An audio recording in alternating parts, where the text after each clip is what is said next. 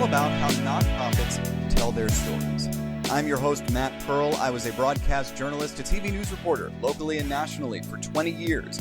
Now I run Pearl Impact Media. I help nonprofits and purpose-driven businesses raise money, raise awareness, and distinguish themselves from the rest through meaningful, memorable, and affordable video storytelling. That's my mission, and an offshoot of that mission is this podcast. Each episode, I chat with a nonprofit leader with a defined, thoughtful, and successful approach to telling their organization's story. We are now into episode 4, and unlike episodes 1 through 3, I had not met the person I'm about to interview until we set up this podcast. But I'd worked with her organization on one of the most important projects of my career as a journalist. Back in the fall of 2022, I put together a documentary for Scripps Media called The Love of Care. I spent a day in the life with 6 individuals who serve as unpaid caregivers for members of their families.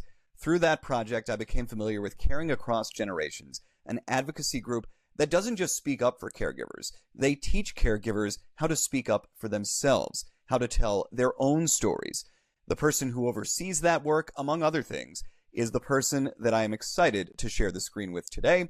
She is the Director of Culture Change for Caring Across Generations, Lydia Storie. Welcome to .org. Thank you. It's so nice to be here. Thanks for inviting us.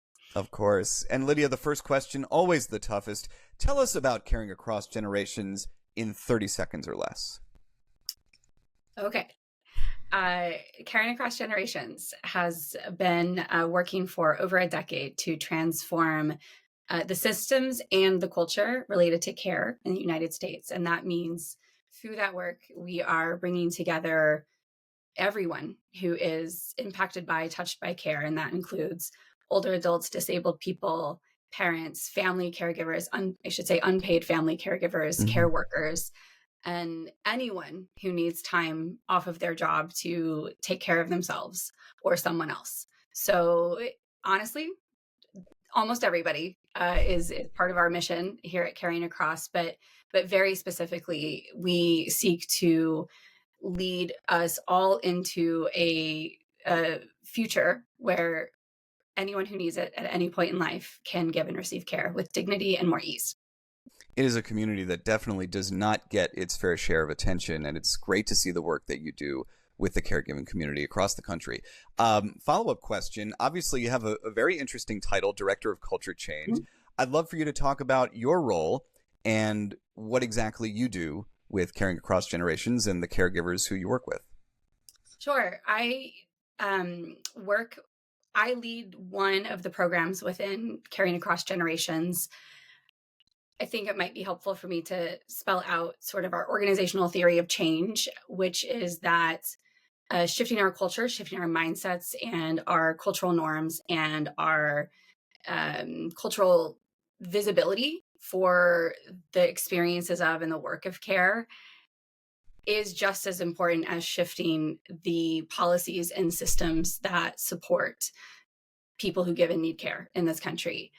The third prong of our organizational theory of change is really mobilizing the groups of people that I just mentioned to come together and sort of innovate together and shift culture together in terms of how do we have this sort of 360-degree approach to reaching the solutions that we see, both policy-wise and culture-wise. My role on the culture change team is really kind of looking at how are we transforming the stories that our culture at large, our popular culture, our entertainment culture, our arts culture, but also the interpersonal culture of behaviors and norms and the way that we interact with each other. How do we shift all of those things intentionally to bring about a society that actually values and centers care as a really important part of life, as opposed to something, as it has been historically in the US, something that's a little bit more invisible and not necessarily seen as central. You know, your organization and the many like it who advocate for caregivers out there have a difficult task, right? You represent literally millions of people, and yet it seems like caregivers are perpetually under-discussed in media, both popular media like TV shows and films and journalistic media like what I used to be a part of. And, I thought you'd be a great guest to learn from, even for our listeners and viewers who are in different spaces in the nonprofit world, because you climb that hill and you do it strategically. I'd love to hear, you mentioned those focus areas, and I'd love for you to tell me about that strategy. How do you affect that kind of change in places where it can be very difficult to move the needle? It's a really good question. And I think it's a huge reason why culture change has always been a core part of the organizational strategy. We can't fix things we don't talk about, right? And so we have to talk about care. We have to equip people to share their experiences with care in a variety of contexts. We have to equip people who create our culture.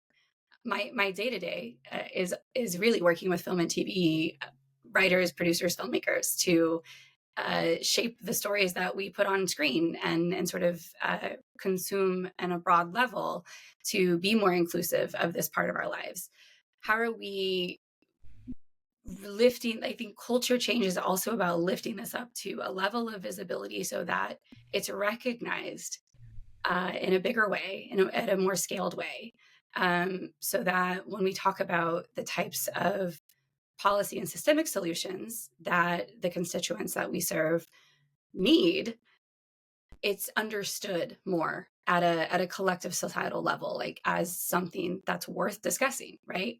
And it's moving people over time, long term, toward reckoning with and recognizing within themselves and more openly at large collectively that we are this is a huge part of our life. And Yeah. so when we can shift our culture, then it actually softens the ground for those systemic changes to actually take hold. Culture is such a big word, right? And it's such a nebulous word. It's so hard to define. I'm curious for you, how do you measure the effectiveness of the work you're doing? How do you measure your impact? How do you know when you're making an impact?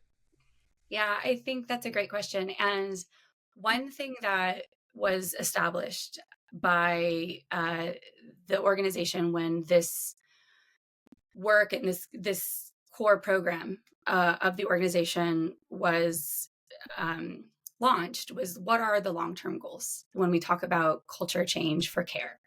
And I think we've been working for over a decade now at two really clear long-term goals. And I think knowing those goals helps you measure progress against them. The first being the visibility, which I just mentioned, moving care from something that is more invisible to something that's more visible and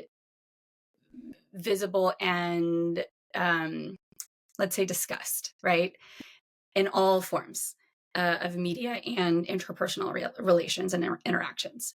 The second long-term goal that we set out to achieve was moving care from being seen as a thing that every individual person or family should figure out on their own, to being understood as a collective issue, a collective experience that we all deserve more support with, and it's possible to actually have. So we have, over the past few years, noticed a big shift in visibility, cultural visibility, more entertainment storylines that are including people navigating aging care, disability care, balancing childcare and work, things like that are coming up more organically already in our entertainment popular culture. We are seeing an increase in media coverage in terms of journalism and seeing people going on things like The View and sharing about their own care experiences. Colin Farrell is on the cover of People, announcing his organization and his journey as a caregiver to his son. You're seeing things like that happen. In fact, Kara was on the platform for the last presidential election on both parties. So those are like markers of that increased cultural visibility. We are also seeing people like our care fellows that you mentioned be tapped to appear in things like the upcoming PBS documentary, executive produced by Bradley Cooper, called Caregiving, asking, to kind of interview them, not just interview them, but actually showcase, what their lives are like, and that, I think, is all indicative of us moving toward a culture that has now embraced care a little bit more as a central part of life, is a little bit more open about how this is something we're all grappling with. Yeah, you wrote a blog for Caring Across back in December, the top 10 moments of care on TV in 2024. And it was pretty eye-opening to read because I was reminded reading it of what I witnessed when I was working on my documentary, The Love of Care. And that is that caregivers are really all around us. And even on shows that you mentioned whose central premise might not refer to caregiving, you can still find examples of characters doing just that. And so much of it is just normalizing that narrative, it sounds like. Yeah, I think I come to this work, by the way, as a former development executive. I worked primarily in television, but also TV and film for a little over 12 years, helping usher in stories from writers and creators and hoping to get them made. Sometimes we were successful.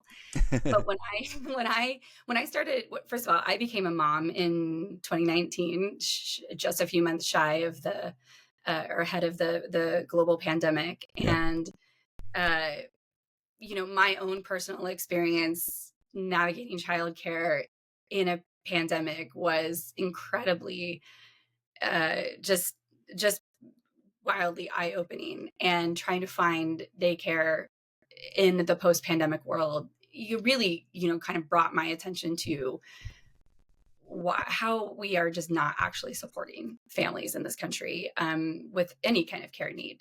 So the more I learned about not just my own experiences, but I got familiar with Caring Across, I got familiar with the Care Fellows and other caregivers that have shared their stories with the organization over the years, I saw this real opportunity to just integrate these experiences that millions of people are dealing with every single day more into the lives of the people that we see on screen. It doesn't have to be the premise, but showing that these characters are also kind of grappling with the similar, nuances of managing work and childcare, managing, caring for raising a kid while also an adult family member, needs support. These kinds of things are common, yet not commonly represented on TV. So that has been my very specific lane of work, is to try to expand what we are seeing on screen as it relates to just infusing more of our popular culture with these really authentic and relatable nuances of life. She is Lydia Storie. I am Matt Pearl. This is .org, the podcast about how nonprofits tell their stories. Let me take just a minute to tell you about how I tell stories. I was a journalist for many years. I traveled the world, covered the Olympics 3 times, and won national awards for video journalism, mostly for stories about the underreported issues facing our communities and the people and organizations offering solutions, like caregivers, for example. Now I get to work directly with those people and those organizations. At Pearl Impact Media, I provide meaningful, memorable video storytelling for nonprofits and purpose-driven businesses. Maybe you want to raise funds, maybe you want to raise awareness, maybe you want to showcase your services in ways only video can do. I'm based in Atlanta, but work with clients across the country, and I would love to work with you. Head to my website at pearlimpactmedia.com to schedule a free consultation. Back with Lydia Storie of Caring Across Generations, and I've referenced this a few times. One of the great privileges of my career was putting together my documentary on caregiving, The Love of Care, which ran on Scripps News and Scripps TV stations back in the fall of 2022. It was 35 minutes long. It required months of work, numerous flights across the country, and it was so powerful to spend time with and witness the full spectrum of what caregivers take on daily. There are challenges, there are tears, there are triumphs. But the only way that a project like that works is when the subjects of it, in this case the caregivers, are thoughtful about, open with, and can articulate their experiences and their lives. And that is such a big part of what Caring Across Generations does. You mentioned these care fellows, and several of them wound up in my project. I love the idea that you equip caregivers to be their own storytellers. And I'd love for you to just give a little window into how that works and the biggest lessons that you try to impart to them. Sure. And I should be clear to say that I actually, your work on that project predated my time at Yes. Caring Across Generations. And while our team does participate in the Care Fellowship program from the perspective of helping provide training for the storytelling and cultural work that we do, I can't take credit for running that program. That's another colleague of mine who is, or two, who are incredible at really building out this fellowship program. But I can speak to the why and the sort of how in broad strokes, which is one thing we learned at the very beginning of Caring Across is the fact that because care has been so culturally devalued in the United States, people who were navigating it felt incredibly alone, and still, to a large extent feel incredibly alone. And Yeah. so there was a real value in creating a program to help people, number one, connect with one another and understand that they are in fact not alone, and also to equip them with the skills and knowledge to take back into their own lives and their own communities, and utilize their experiences as caregivers and people who need care to advance, you know, advocacy work, advance culture change, advance solutions in their own, local environments. And now, after several years of running this program, we have an alumni network of hundreds of people who have come through. And every program at Caring Across Generations offers a training to each cohort of fellows, walking them through the piece of the work that we own and allowing them to sort of ask us questions and take away learnings that they can sort of take back as they see fit. Some of those care fellows have participated in projects like yours, Yep. and sort of opened up their lives and their stories, understanding that sharing their stories is a very powerful way to help other people in the world feel less alone and help other people in the world see and normalize this as a really important and central part of life.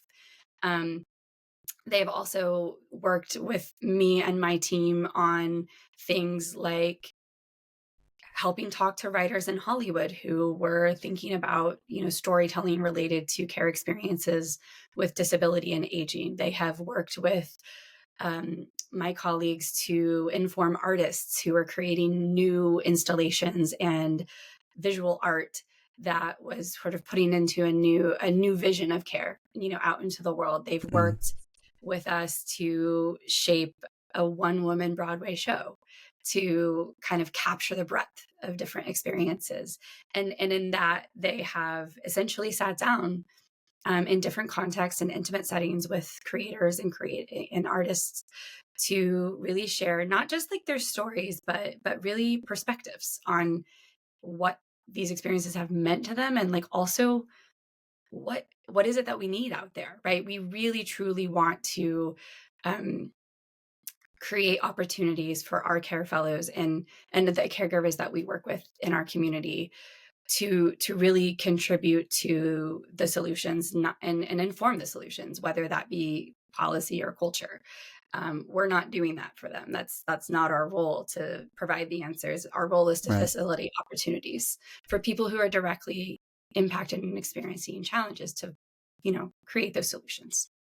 I think that's such a powerful statement to make. And I think it's something that, when I talk with nonprofit leaders, a lot of the time they feel very hesitant to, and it's not that they don't want to empower those they serve to share their stories and do everything you're talking about. It's that they feel almost guilty about it. They don't want to feel like they're exploiting the people they serve in any way. They don't want to feel like they are forcing those they serve to be advocates for their cause. And I think clearly there is a way to do the kind of work that your team does with Care Fellows, where it's not that at all, where it's really just, it is empowering, and it is giving folks the tools to speak for themselves. And I'm just curious for folks listening out there who, maybe do feel a little conflicted about that kind of approach. What would you want them to know? I think it's a valid concern. We're conscious of not wanting to put additional labor on people who have been undercompensated for their labor in general. So I'll say, for one thing, we always compensate our care fellows and caregivers that we bring into these kinds of circumstances for their time, and the to acknowledge that what they're contributing is actually valuable Yeah. and important expertise. So that's one thing. And another thing is, I have to really credit my colleagues who oversee the fellowship program to really ensure that we're not, quote unquote, extractive in what we ask. We don't put people into situations that they aren't comfortable entering, and we make sure to take time ahead of those opportunities to ensure that they have all of the information that they need. They have the guardrails put in place that they need to feel comfortable, offering their perspective, and we're there to support. So it's not meant to be incredibly transactional. We're trying to create these spaces to be really reciprocal, I think. Yeah. And it's exactly that. I mean, when and the two caregivers who I interviewed who were care fellows or who work with Caring Across Generations, Aisha Adkins and Christina Keys, I mean, they are just such powerful speakers. And you said something that I thought was just really, really important, and I want to get back to it, which is that they also understood that, opening up their houses and their lives to someone like me who they hadn't met before, right? That's not an easy thing to do. And I think for someone like myself, you have to establish that trust. You have to make it very clear that you are not here to be exploitive, and that you're here to, in good faith, right? But that's still a challenge to open up your house and open up share the lives of your families. And I think what both of them understood implicitly and then put forth explicitly was that sharing their story is the best possible thing they can do to shift that cultural narrative. And it was working with them and all the other caregivers who I interviewed on that documentary. It was just so powerful. And I think that's such an important lesson for folks with nonprofits to take in, which is that if you're going to be, as a nonprofit, your biggest advocate, that is a powerful tool, not just from yourself, but from those you serve, and can really move the needle in a major way. Yeah, and I would add to that too. It's a great point that it's not our job to decide for other people what they feel good about doing or not. We present an opportunity, and we never force. And that is something that, to your point, these two fellows felt comfortable doing, and it was a way for them to be their own advocate. Yeah. I'm curious for you, and I feel like I relate to you in a lot of ways, because we're both kind of operating in the nonprofit space after many years on the outside of it. And as someone who worked in development with film and TV and now doing this work, I'm curious as to, just in general, lessons about storytelling that you wish that more folks in this space embraced. In the nonprofit field in general? In general, yeah. Okay. I think, well, that's a really hard question.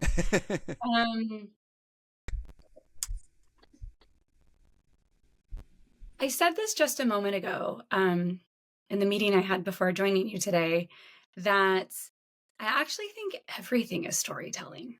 I think everything is storytelling. And I think the more compelling we can be at telling our stories, and also using those stories to give people a vision or a feeling of possibility, that is the way that we can succeed. I love that. And it makes so much sense. It's not, storytelling is not removed from really anything that you do as an organization. It's a part of everything. And especially in this moment, it's so tough or it's so important to own the moment and own your narrative and own your story in that moment. Really, really important to hear. Absolutely. So I was just going to sort of add to that and say I was an English lit major and somebody asked me what I was going to do with an English lit major if I didn't want to become a teacher. And that was my response. I was like, it's going to help me actually know how to tell stories. And that's, what we all do all day, every day, right? Whether or not you're trying to get funding for your next project, if you're trying to advocate for change, if you're trying to innovate a new vision or product, it's all about like, what is the story that is reflective of? Well, Lydia, I have really enjoyed this conversation. I'm going to close it by asking you that famous last question that all reporters love to ask, which is there anything we haven't talked about that you would like to add? Gosh. Another hard one. It is hard. No, I always have so many thoughts, but the main thing that I've actually enjoyed about this conversation is you're helping other organizations like ours sort of do a better job or succeed at, telling their story. And one thing that we as an organization, I think, have done a great job with and that I appreciate just as somebody who sort of found my way here and am now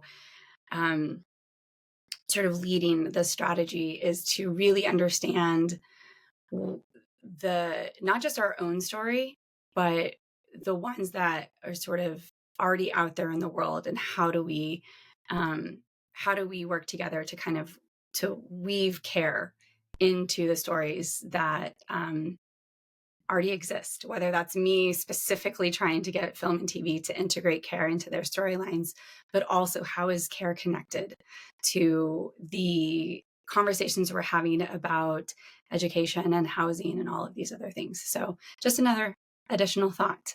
How does your story intersect? It's times like this I wish we had another half hour, because that alone is so interesting, and we could absolutely talk for another half hour about that. But this was great. That is Lydia Storie, Director of Culture Change for Caring Across Generations.